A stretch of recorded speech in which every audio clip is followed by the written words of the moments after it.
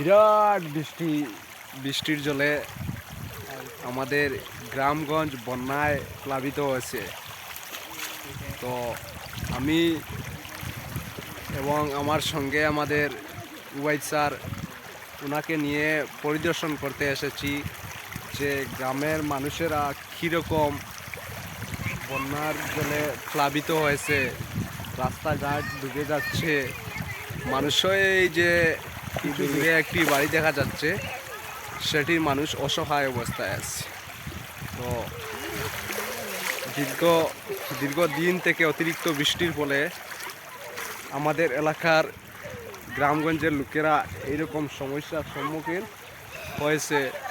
ছোটো ছোটো ছেলেমেয়েরা জলের মধ্যে রাস্তা বের হচ্ছে। আমরা দেখতে পারছি যে বর্তমান অবস্থায় আমার হাতে একটি রাস্তার মধ্যে মাছ আছে, সেটি হঠাৎ আমার পায়ের মধ্যে ধাক্কা খেয়ে গোসাটি গিতে গেছে। তো মাছটি সবাই নিশ্চয় চিনো, সেটি হচ্ছে সানকিরা মাছ। তো গোসা বেশি, তাই পায়ের মধ্যে গিতে গেছে। আমি হঠাৎ হাত দিয়ে পেয়েছি ওকে।